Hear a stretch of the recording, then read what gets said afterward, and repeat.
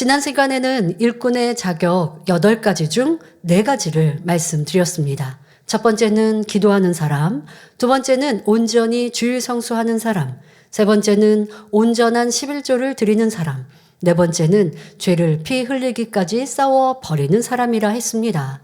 이 시간에는 나머지 4가지 자격 조건을 말씀드립니다. 자, 일꾼의 자격 5번째는 희생하고 순종하며 온 집에 충성하는 사람입니다. 순종은 영의 사람이 되기 위한 가장 기본적인 요소이며 하나님의 뜻을 이루는데 가장 필수적인 요소입니다. 특히 머리된 일꾼들은 자신부터 순종의 본을 보여주어야 회원들도 자신의 말에 순종하며 믿고 따른다는 사실을 알아야 합니다. 만일 기관장이 교회의 질서를 어기고 불평하며 순종하지 않는다면 회원들도 그대로 배우게 되어 은혜와 진리가 충만한 모임이 아닌 사단이 역사하는 모임이 될 수가 있습니다. 예수님께서도 마태복음 12장 30절에 나와 함께 아니하는 자는 나를 반대하는 자요 나와 함께 모으지 아니하는 자는 해치는 자니라 말씀하셨습니다. 그러므로 자기 의를 주장하지 않고 질서를 좇아 진리 안에 순종하는 일꾼이 되어야 합니다. 자, 또한 머리된 일꾼은 희생하고 온 집에 충성하는 사람이어야 합니다. 우리가 마땅히 감당해야 할 사명을 감당한 것만으로는 충성했다 말할 수 없습니다. 영적인 충성이란 주어진 사명을 온전히 감당함은 물론이요, 맡겨진 직무 이상을 넉넉히 감당해내는 것입니다. 자, 그리고 온 집의 충성이란 자기가 속한 모든 분야에서 충성하는 것입니다. 교회에서 맡은 사명을 잘 감당하여 충성할 뿐 아니라 가정에서도 자기 본분을 다하며 직장에서도 자기 업무를 잘 감당함으로 충성하는 사람이 온 집에 충성하는 사람입니다. 자, 이처럼 온 집에 충성하기 위해서는 자신의 시간과 물질과 정성을 아끼지 않는 자기 희생이 반드시 뒷받침되어야 합니다. 그런데 자신을 희생하기 원치 않는 사람들은 자기에게 유익되지 않는 일에는 뒤로 물러서고 게으름을 피우며 굳은 일이나 힘든 일은 하려 하지 않습니다. 심지어 자신이 마땅히 감당해야 할 일조차도 감당하지 못하고 오히려 다른 사람들에게 자신의 짐을 지우기도 합니다. 만일 이런 사람이 머리된 일꾼으로 뽑힌다면 함께하는 사람들이 힘들어집니다. 머리인 자신은 희생하기 싫은데 일은 해야 하니까 늘 다른 사람들에게 지시하고 명령하기 때문입니다. 마땅히 감당해야 할 내 몫을 감당하는 것은 기본이요. 더 나아가 충성된 사람이 되려면 가정에서도 자신의 몫 이상을 감당해야 합니다. 만일 여러분이 가정에서도 충성하는 사람이 된다면 가족 복음화도 훨씬 쉬워질 것입니다. 일터에서도 마찬가지로 충성된 직원이 된다면 여러분은 상사와 동료들의 사랑을 받고 축복도 받게 될 것입니다. 일터에서 충성된 일꾼이 되려면 여러분에게 맡겨진 일을 잘 감당할 뿐만 아니라 진심으로 직장에 더 유익된 일이 무엇인지를 스스로 찾아서 할 줄 알아야 하지요. 누가복음 16장 10절에 지극히 작은 것에 충성된 자는 큰 것에도 충성되고 지극히 작은 것에 불의한 자는 큰 것에도 불의하니라 말씀한 대로 일상생활의 작은 일들이라도 정직하고 성실하게 감당하는 사람이라야 하나님의 일을 할 때도 충성되게 감당할 수 있는 것입니다. 자, 어떤 일에 얼마나 충성하는가 하는 것은 결국 그 사람의 마음 됨됨이에서 나옵니다. 마음 됨됨이란 사람이 얼마나 그 마음을 넓혀서 사용해 주느냐 또는 어떤 일을 시켰을 때 마음을 얼만큼 능력 있게 사용해 주느냐 하는 것입니다. 만일 한 가지 일을 시켰을 때 이 일을 잘 해내면 물론 시키지 않은 일까지도 알아서 해놓는 사람이 있다면 그 마음 됨됨이가 참으로 좋은 것이요. 이런 사람은 어디서나 충성하는 사람이 됩니다. 그런데 어떤 사람은 시킨 일만 하거나 시킨 일도 제대로 못합니다. 그런가 하면 차라리 시키지 않는 것만 못하게 일을 그르쳐버리는 사람도 있습니다. 마음 됨됨이가 그만큼 좋지 않은 사람이지요. 이런 마음 됨됨이를 가진 사람은 직장에서나 가정에서나 교회에서도 늘 마찬가지 모습입니다. 일꾼의 자격 6번째는 사랑과 덕이 있는 사람이어야 합니다. 사랑은 영혼을 구원으로 인도하는 원동력이 되기 때문에 영혼을 갈무리하는 일꾼들에게 꼭 필요한 항목입니다. 그런데 여기서 말하는 사랑이란 영적인 사랑입니다. 육적인 사랑과 영적인 사랑은 완전히 다릅니다. 육적인 사랑은 순간적이고 자기 감정에 따라 변하지만 영적인 사랑은 생명을 주고 심령에 변화를 줍니다. 또 변개하지 않지요. 그래서 사명이기 때문에 의무감으로 영혼을 대하는 사람과 정말 영혼들을 사랑하는 마음으로 대하는 사람과는 큰 차이가 나는 것입니다. 그러면 영혼들을 영으로 사랑하는 일꾼은 어떠한 모습일까요?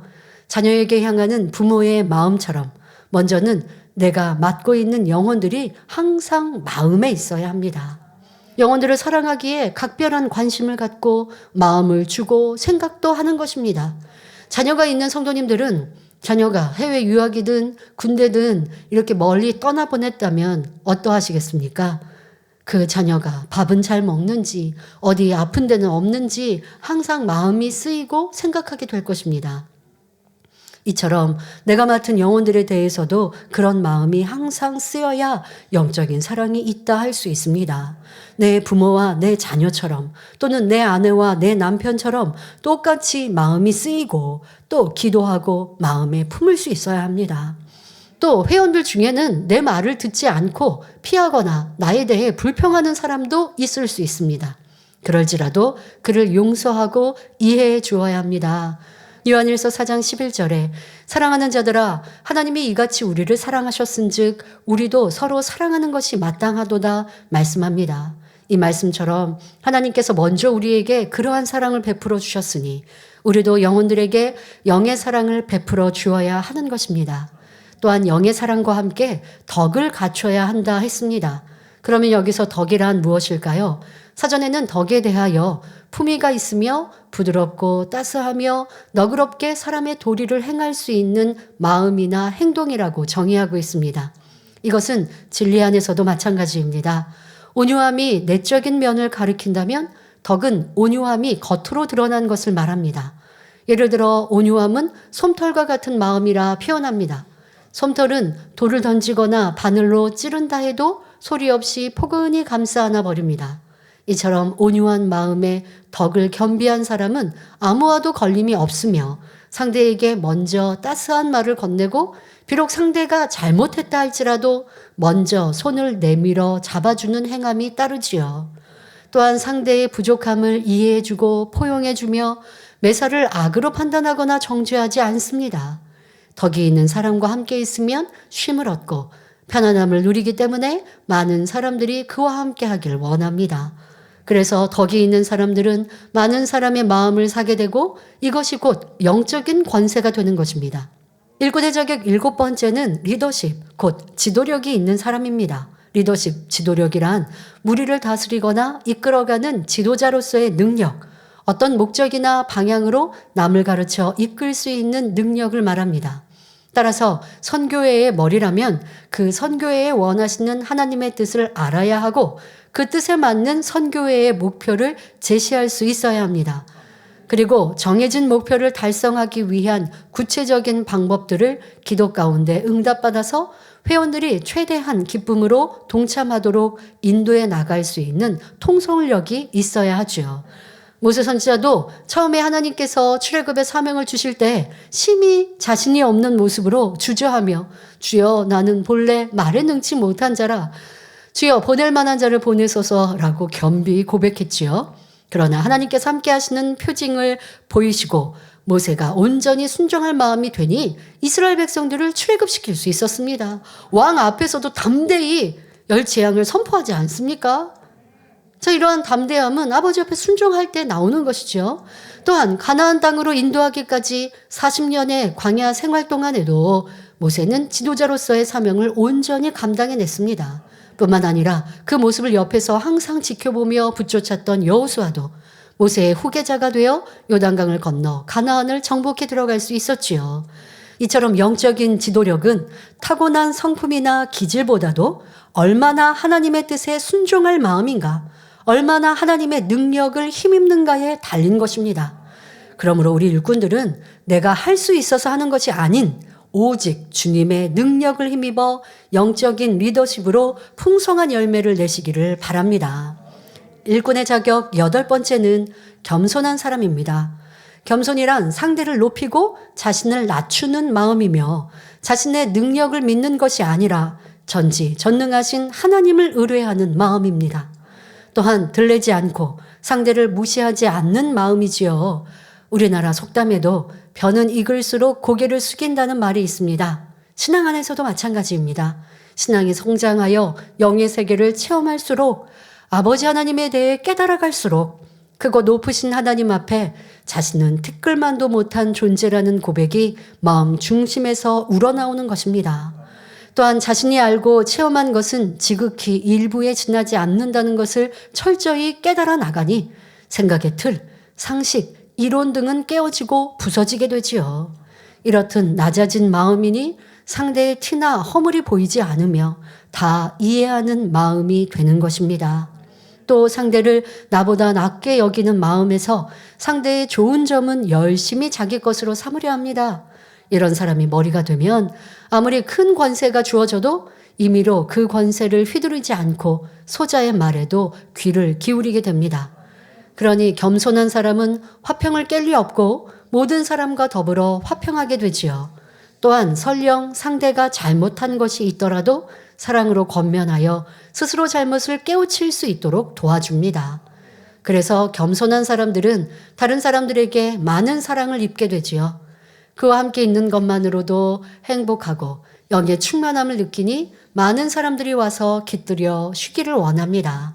뿐만 아니라 겸손한 사람은 잠언 18장 12절에 겸손은 존귀의 앞잡이라는 말씀처럼 모든 사람 앞에 존귀한 사람이 되며 야고보서 4장 10절에 주 앞에서 낮추라 그리하면 주께서 너희를 높이시리라 말씀한 대로 주님께서 높이시니 천국에서도 큰 자가 되는 것입니다. 세상의 기업이나 단체에서 직원을 채용할 때 분명 회사에서 바라는 조건이 있습니다. 하나님께서도 하나님 나라의 일꾼을 세우실 때 기준이 있고 그런 일꾼으로 나오기를 바라십니다. 가장 먼저는 기도하는 사람이어야 한다 했고 온전한 주일 성수와 온전한 11조 생활을 하는 사람 그리고 죄를 피 흘리기까지 싸워 버리는 사람이라 했습니다. 그리고 희생하고 순종하며 온 집에 충성하는 사람, 사랑과 덕이 있는 사람, 리더십, 지도력이 있는 사람, 마지막으로 겸손한 사람입니다. 그런데 말씀을 들어보니 나는 일꾼인데 아직 너무 많이 부족하다 생각되시는 분도 계실 것입니다. 그러면 이제부터 열심히 하나님께서 원하시는 기준을 목표 삼아 이루어 나가면 됩니다.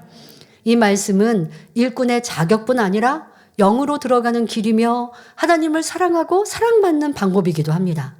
또 이런 모습으로 변화된다면 신속히 응답받는 축복의 길이기도 하죠.